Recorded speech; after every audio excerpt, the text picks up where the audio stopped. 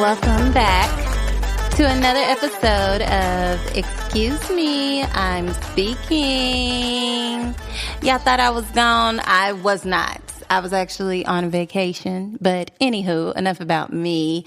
Y'all, this podcast is hosted by yours truly, me again, I guess. She is Twinkle. Call me Twinkle. Call me Antoinette. As long as you're calling my name, that is all that matters to me. Round of applause. Okay, thank you. Anywho, yeah, I'm not here by myself today. I definitely needed to bring somebody along, somebody special, on this special day, Resurrection Sunday, to get through these topics with me. So without further ado, come on, introduce yourself. Introduce myself? Yes. Like, really, you're not really like a guest at this point. Like, you're a guest, but you done showed up like one too many times. Like, oh, so I'm not wanted. You are wanted, but you know how when you go to somebody's house and they're like, "Oh, can you give me something to drink?" Like maybe the first 2 times. I'm a refrigerator friend. I can just go straight in the refrigerator. You just go in the cabinet. Yeah, I know. Cool. I know where it's at. All right, so we still need to introduce we back you. again. Oh well, you can call me Whitney. You can call me Doc. You can call me your credit coach, tax advisor, solar advisor as well, if you may so choose. But my name is Whitney Morgan, and it's a pleasure to be here with my beautiful wife, Antoinette Morgan. Round of applause for my beautiful, handsome husband. Anyway, yeah, obviously we like to hype each other up. But as I was saying earlier, yeah, I did not leave y'all hanging. I promise you. At the end of last week's podcast, or it wasn't last week, it was 2 weeks ago at this point, I told y'all I might be on vacation. Yeah, we was on vacation. We was out of there. Yeah, I knew for sure I was going on vacation, Sorry. But you can't just tell people when you're leaving. Like, no, my house is unattended. Like, yeah. Come take everything. No, I mean, we got a security alarm system anyway. Mm-hmm. We could have had a house sitter. Got something for that. Yeah. Anyways, so yeah, we were on vacation in good old Orlando, Florida. Florida. It was a good time. It was 80-something degree weather. Yeah. Which is totally different from home. Mm-hmm. So that was a great time. I had shorts on. Yes. So quick temperature check. How are you feeling on today, Mr. Morgan? My temperature? Yes. Internally? Like your mood check. Oh, I feel great. My mental health check? I feel great. Not mental health check, mood check. Oh, okay. Isn't your mood a part of mental health? But... okay. Yeah, I feel great. Mm-hmm. How do you feel? I'm really not going to let anything get me down today. That's because right. Today is a special day. Like, to the world, it is Easter. Mm-hmm. Eggs. Yeah, colored eggs. When you know, it is Resurrection He is risen. Day. Yes. And so something we, like a new quote we learned recently, Friday, as in Good Friday. Was the victory. And Sunday was the vindication. So, resurrection. So, another way to put it, as Mr. B. Rose put it, is that if Friday was the Super Bowl, when the Chiefs won the Super Bowl, and then Sunday is when the actual parade happened. Yeah. So, Friday was not a loss. It was not, a day of defeat. It was that was the actual victory. Yeah, that's why he said it is finished. It is finished. It is done. The prophecy has been fulfilled. It is what it is. Yeah. You didn't know he was going to have a little slight Bible study. Hey, man. Anywho. You're going to learn today. Right. Well, now that we've started with all the pleasantries, eventually we're going to get into the ratchetness. Because Love is Blind is a very hot topic right now. What is that? I talk about it every single episode, know. I'm not even going to. I'm a guest. I don't know. You listen to the show. Oh, okay, but they know. Yeah, I'm not going to go into the detail for y'all again. If y'all are a listener, y'all know what it is. Love is Blind. If you watch Netflix, you've seen it pop up. They put a lot of money into this show, Love is Blind. And that's a push. Our show today is inspired by it because it's a hot topic right now. So, but before I get into that, my question of the day. Already asking questions. Yes. So my question of the day is, what is your household pet peeve? Like, what drives you crazy? I would say people leaving the refrigerator open or I'll say leaving lights on. I'm a typical black father. You know, when you leave lights on, that's, you know, that gets on my nerves. That grinds my gears. Grinds your gears? Yeah. What about you? Oh, you already know. No, you tell me and the listeners. You'll know as soon as I say it. Mm-hmm. When there toilet seat up? Not even that. Okay. When there are open cabinets. Oh, really? More than a toilet seat. Okay. No, open cabinets and open drawers, like kitchen drawers, kitchen cabinets, like your dresser drawers. Uh-oh. Oh my, it drives me crazy. Like when there's like a little bit of clothes hanging out of it, like just push it in, like stuff the clothes in there and push it in. Do we need to do a mood check for you? No, and just talking about a pet peeve. But it is like, you know, when you talk about pet peeves, it's like something that like grinds your gears. Yeah, you're envisioning it as you're talking about Literally gets on your nerves. So that's what it is. So. So yeah, refrigerators open, lights on, drawers open, cabinets open. Don't do it, guys. Yeah. So I think ours are reasonable. I did not say toilet seat up because to any woman living with a man, like that's obvious. Like it's disrespectful. Like why you just want us to fall in the toilet? Like that's not even a pet peeve. It's just like you live with a woman. Like you got to put the toilet seat down. So, how about y'all put it up for us? What? Like why no. not? Like what if we go to the bathroom again before you? So y'all want us to put it down, but you could put it up in anticipation of when we're going to use it. Yeah, when the janitors clean the bathroom and public restrooms, they leave them down. No, sometimes at work, they leave it up. Whatever. So I would like to know what you guys' pet peeves are out there. Please send me your comments on Instagram. You can follow me at SheIsTwinkle1. Send me a DM, comment on a picture. I want to hear from you. And guys, that's because there's only one. Only one. And somebody tried to take my name, and I would love to have SheIsTwinkle to myself. Anyhow, whatever. So let's move right along. Just want to give quick updates from previous shows. Yeah, we talked about Trump being arrested 2 podcasts ago, or he said that it was possible they could arrest him. It didn't happen. And then the next week, it still didn't happen. And last week, or I guess, and then after that, sometime this past week, they actually did end up arresting him. Obviously, it wasn't for a long period of time. No, he's going to make bail. Because he has the money, he got out, and then he actually had a rally and gave a speech saying that it was all a conspiracy and they're working against him. It was like 30-something charges against him, though. So they said it was he said it's a conspiracy and they're working against him because of the upcoming presidential election and that he's being treated unfairly and all the charges need to be dropped. What are your thoughts? It just all sounds and looks like reality TV to me. And I think former President Trump is trying to use this whole scenario to help fuel his next presidential run.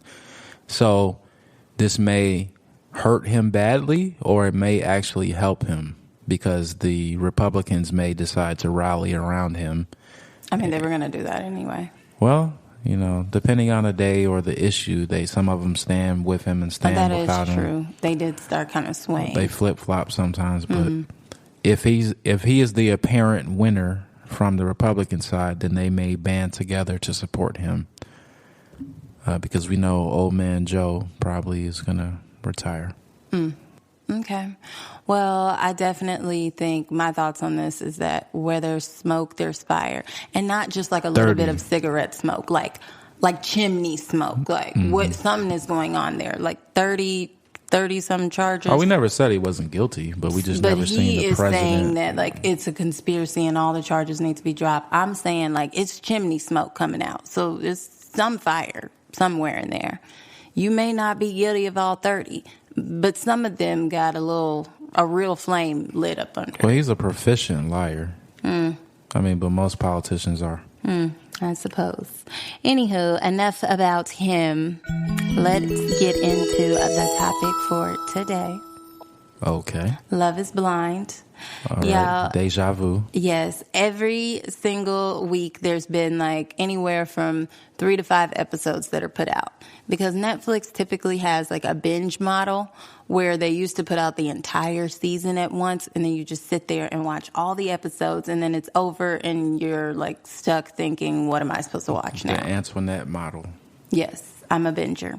So anywho, so now they have kind of smartened up, and they don't put out one episode at a time. They put out like 3 to 5. So they give you like something to like talk about. Look forward to. Yes. So this past week was episodes 9, 10, and 11.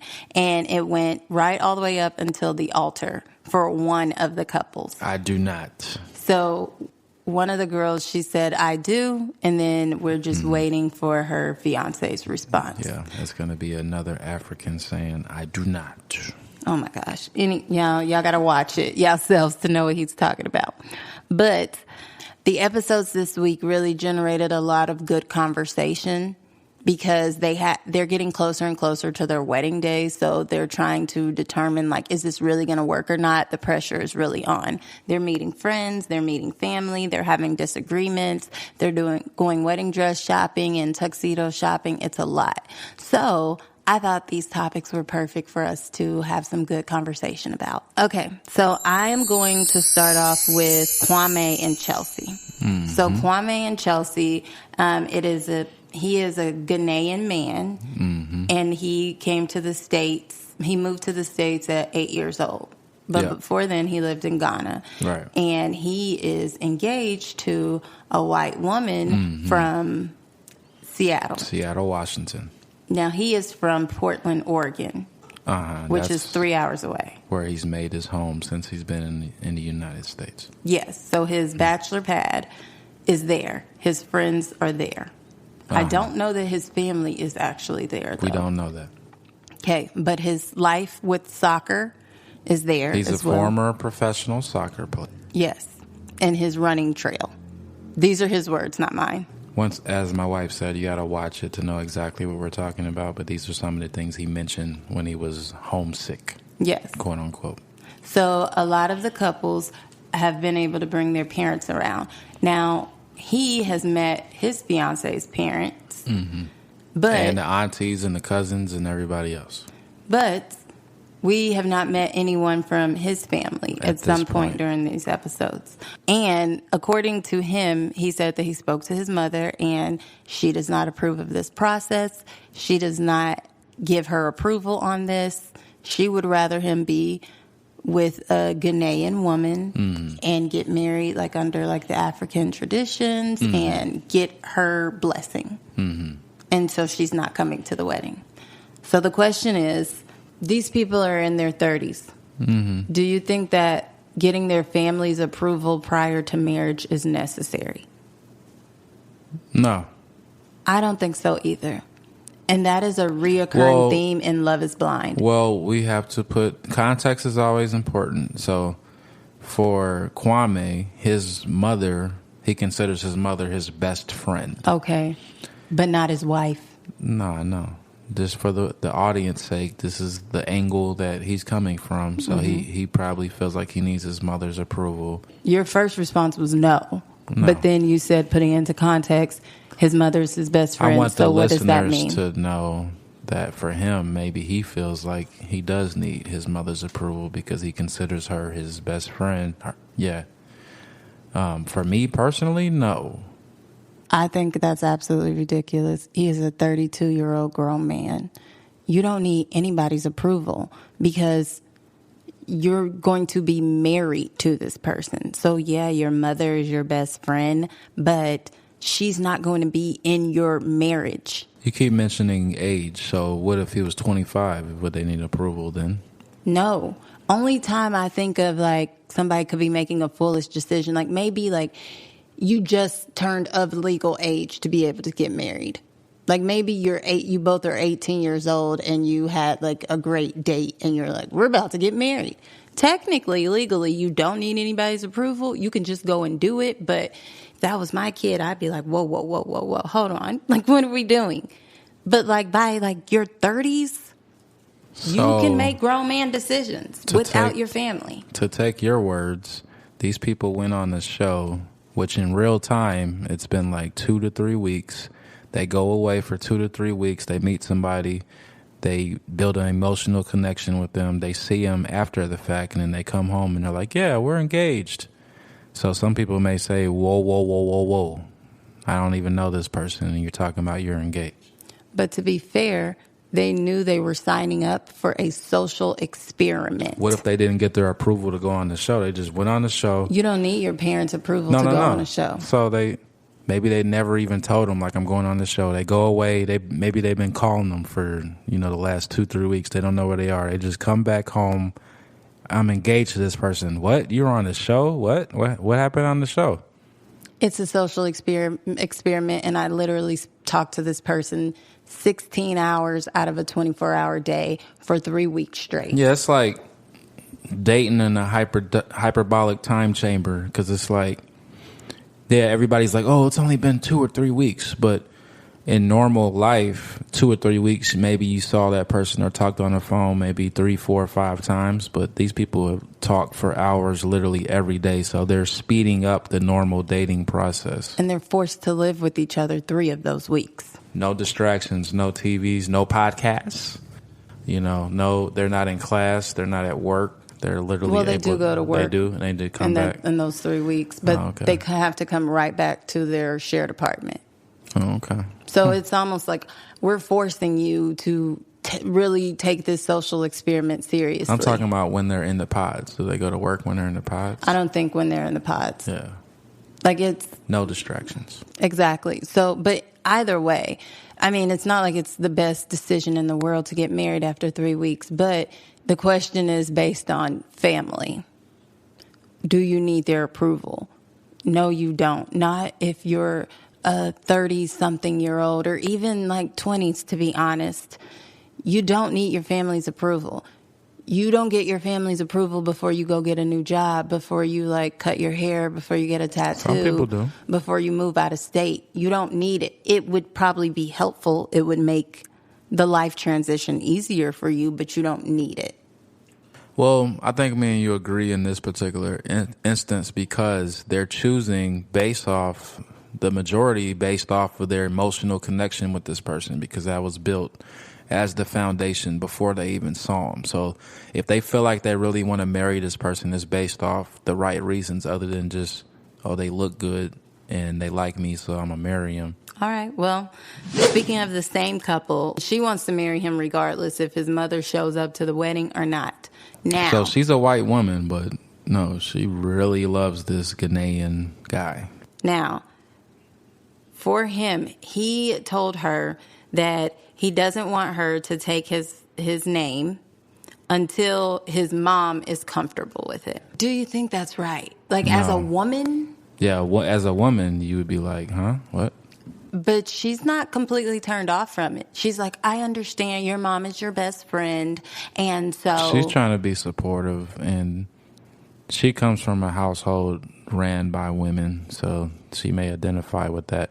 As a man, that's a red flag to me, and that, like I said, that is showing why I'm guessing that he's going to not marry her, because that was like his way of trying to get out of it before it happens, or give her an out maybe. And she still loves him enough to be like, oh, I'm still going to move forward. It's okay. I understand. If a man doesn't want to give you his last name, that's a red flag. It is a red flag. Now, to play devil's advocate. What are we doing here? There's a lot of women that would be like, okay, cool, because I don't want to change my last name anyway. Of course. Personally, if like you would have told me 2 days before our wedding, I really don't want to give you my last name yet until like I make sure that both my parents are cool with this and they accept you and they're comfortable. Like, we can get married, but then like we're gonna have to wait a while for you to legally change it. You agree? No, that would be a red flag, and I'd be like, so I know you wouldn't respect that. You wanting me to become like one with you wanting me to take your last name is dependent upon whether your mom agrees? That's not the two agreeing. Okay. That's not the two becoming one. Well, I thought That's that was not crazy. leave and cleave. Message. Moving on, same couple.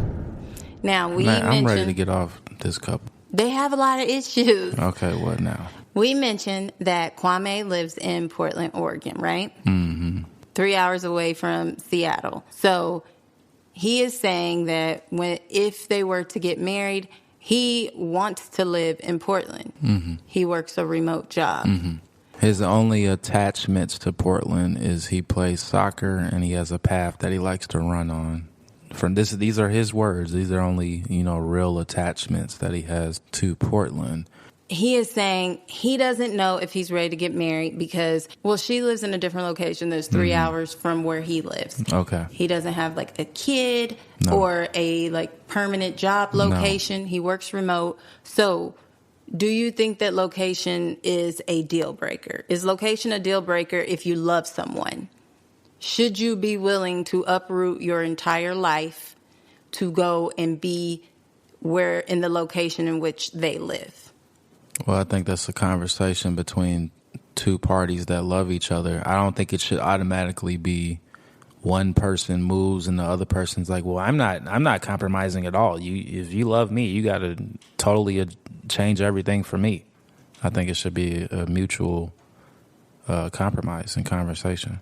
Okay. Her job is in office in Seattle. Mm-hmm. His job is remote. So it is easier for him to uproot his life than it is for her. Right. And so in his mind, I'm glad you said the word compromise. He said he feels like he's doing all of the compromise and she's doing nothing. Well, he doesn't feel like she's accommodating. She's not respecting the fact that he's the one uprooting all aspects of his life and she's not doing anything differently than what she would have done. That's what he's saying. He does have to speak up if he wants something different. Exactly. So with you uprooting your entire life and you moving to the same state as her. That's a big deal.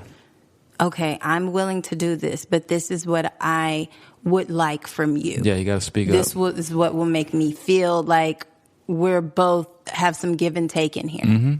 Get out.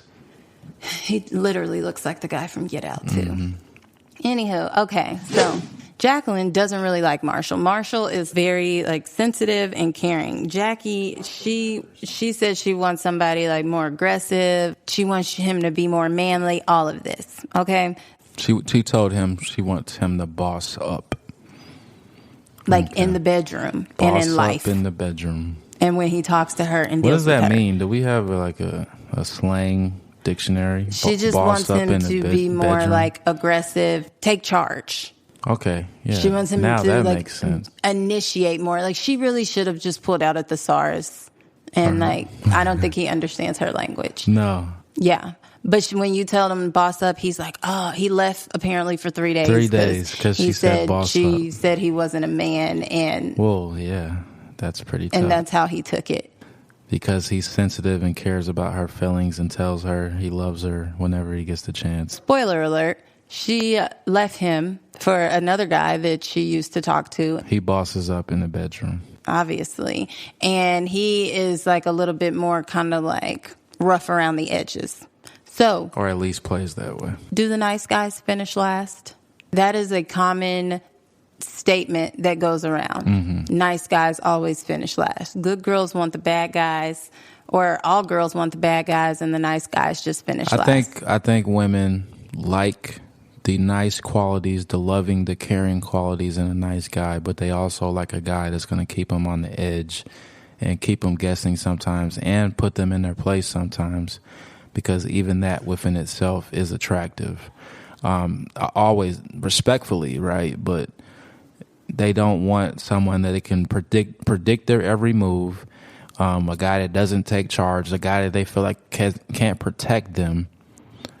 They don't want to feel like they're talking or dating a mirror of themselves. I mean, but a lot of women, I want him to be nice. I want him to be sweet. I want him to be emotional. I want him to be caring. I want him to, actually tap into his feminine side and be nurturing towards me. And he's not doing any of this. And he's just being nonchalant and careless. And no, I don't like that. On paper, yeah, they want all those qualities. But when they actually meet a man that gives them all those qualities, they get bored.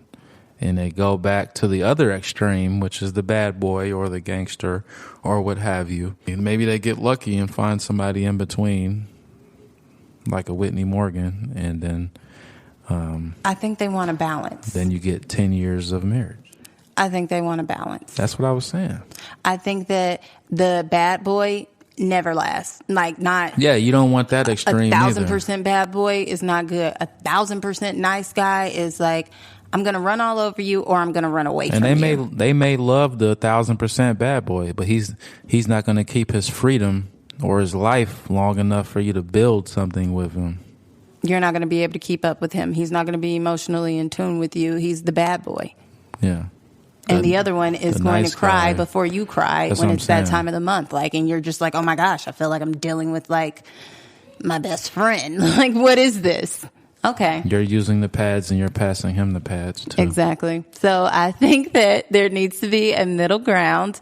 I don't think necessarily the balanced guy makes it to the finish line. How about that? Find you a balanced guy. Oh, okay. Now, we see that he was a nice guy. He finished last. He didn't even get to finish. He's like no longer a part of the show. When they did actually break up in person, he shows up to their shared apartment.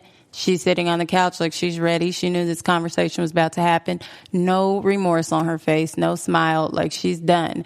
And they have this awkward conversation. They both agree, like they broke it off. You could tell that he was hurt, and you could tell that she was like, I don't care. I don't want you. You're not for me. I should have never said yes to you when you proposed to me, period. So he asked the question, can I have my ring back? And he said, because I feel like you don't deserve it and you played with me. And she said, no, you can't have your ring back, because at one point I did want to marry you, so I'm keeping it. So the question is, if an engagement is broken off, should the ring be returned to the buyer? In my head, yeah. Why would you keep it? The symbolism behind this ring is no longer valid. It's no longer happening. So why are you keeping the symbol of a marriage that never happened? I think if the buyer is at fault, then they don't deserve the ring back. Is that a prize now? Like, I get to keep it even though you're never going to get married? Yeah, you're the one that messed us up. So I'm about to go get this money. Well, that's what I was looking for, honesty. That's what it is. If you messed this up, you bought the ring and you gave it to me, and I was planning to get married to you, and honestly, we would have gotten married, but now we're not, and it's because of you, and I'm crushed. You've already taken my heart away and stepped on it. Your heart is still took, whether you have the ring or not. What you need the ring for? This is going to help me heal. I'm going to go and get this money. With this money? I don't want to look at it, but I also don't want to think of the fact that you can go give this to somebody else. Nobody gets it now. The pawn shop can have it, and I'm about to have this money, and maybe I'll go on vacation. You know, like the honeymoon we should have been on, but you jacked that up. Woman scorned. That's what it is, but it's her prize, okay? Now, if the woman is the reason for the breakup, come on, preacher. Or she decides, I don't want this. We don't never talk about that. This is too much. I've gotten cold feet. Mm-hmm. I think that it's only right. What if she cheats, or what if she does something foul? Okay, now what? She should give it back. Y'all hear that?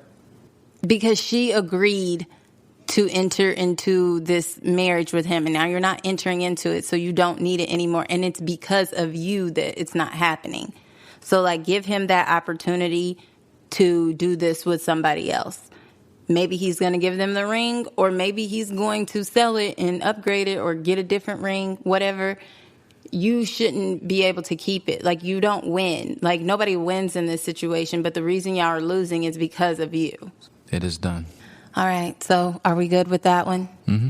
Anywho, y'all, I think that it is very interesting, and you guys would definitely have a lot of questions and feedback if y'all watch Love is Blind. If you don't, you're living under a rock. So obviously your homework. Go watch Love is Blind. If you haven't watched it yet, go watch it. Season 4 all the specifically. Way to catch up all the way to episode 11 so we can all be caught up together. Well, this one, it definitely generates a lot of conversation. So that is why I appreciate it personally as a podcaster. So content. content. Anywho, yeah, let's go into some quick wrap-ups as usual, starting with celebrity news. So I'm going to start with the bad and then we don't really get good from there, but it gets better, okay? So rest in peace to the owner, founder, creator of Cash App. R.I.P. Yes, he was apparently, he's deceased now. It was a stabbing in San Francisco. Yeah, a lot of CEOs have been murdered. Yes. Low-key. So sending condolences to his friends and family. That is crazy. We don't have any extra details as to what exactly happened, but that was a shocker. And Cash App is a major platform, for exchanging money. Everybody loves Cash App. Why would you want to murder the CEO of Cash App? Yeah, so that hopefully more details come out about that because that was totally unexpected. They probably won't. Rest in peace to him. Moving on to the next very interesting celebrity news, Marques Houston. Do you remember him? Mm-hmm. So for those of you out there that don't remember, okay, he sang the song Circles in what group? Part of the group. What was it, B2K? B2K with Omarion. No. Don't ask me that. No, was he a part of B2K? What was he a part of? Immature. Yes, a member of the R&B group Immature. From 1990 to 2002, and then went solo in 2003. Now, he's been in some movies and all that. This guy's older than we think. Yes, but I thought he was in B2K because he was in the movie You Got Served with Omarion. That's why. He's one of the handlers of B2K. He's one of the people that helped probably create that group. Yeah. So, Marques Houston. Now, this story was rather interesting, but I do have to do my due diligence and let you know all about it. So, he recently got married, and there is... To a woman, right? Yes. Oh, okay. So it says Marques Houston opens up about the backlash he's received regarding the age difference between him and his wife. Mm-hmm. So his quote is, "We had no conversation and no connection until she was of age." Okay. So this makes you think, how old is she? Uh-huh. Listen to this story. I'm going to read it word for word. This is from the Shade Room, okay? They published this. Marques Houston is opening up about his relationship with his wife, Maya Houston.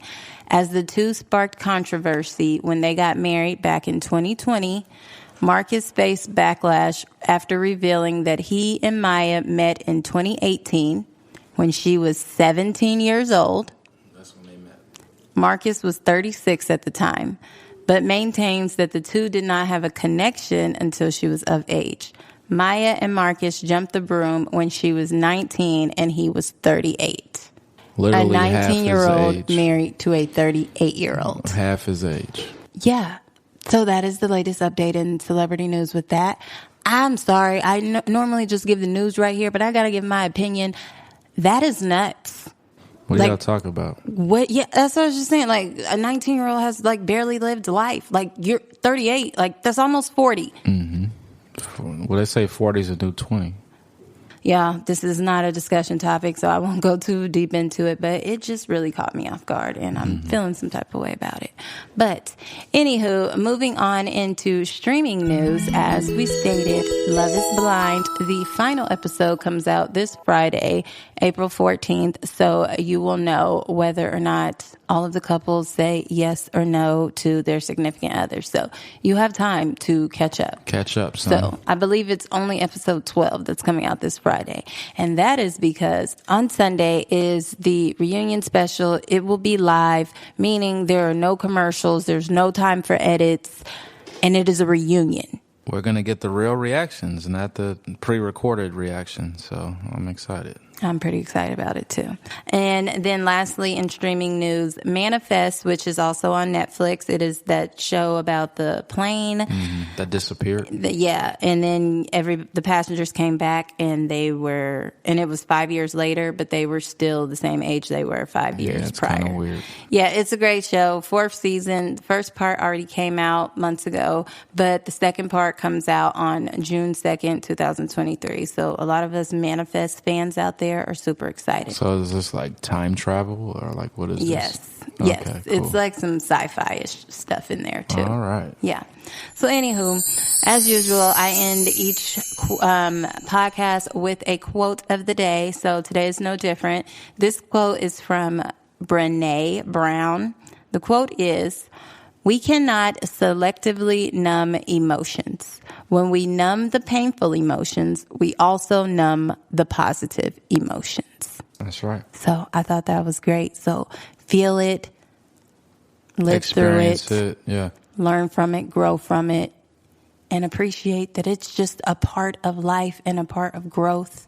Be vulnerable, guys and girls. It will pay off no matter how hard it is. Holding it in. It will pay off in the end. Will only affect you. Yeah. So anywho, before we get out of here, please give us your socials or if there's anything that you want to plug. My socials, I'm not giving y'all my social security number. my social media, most platforms is kc.creditdoc. My name is Whitney Morgan. As I said, Mr. Solar Tax Credit, so solar advisor, tax consultant, credit coach. What about you, ma'am? You can find me on Instagram, as always, at SheIsTwinkle1. And I would love to hear your comments, your feedback from today's episode. If you have my number, give me a call or a text. I would love to hear your feedback and your answers to some of these questions as well. Females only. Y'all can leave comments if you're a male, too. I would like to read the male comments to the pod as well. Just, be appropriate. Well, you said your number. I'll give you a call. My brother has my number. He might give me his feedback. Yeah, he's cool. Anywho, y'all, thank you so much for tuning in to another episode of Excuse Me, I'm Speaking. Y'all come back now. Yes, we will be back for sure next week with another great episode. Be sure to tune in to Love is Blind. I'm sure I will have an update from that. And until next time, I love you all. Bye-bye.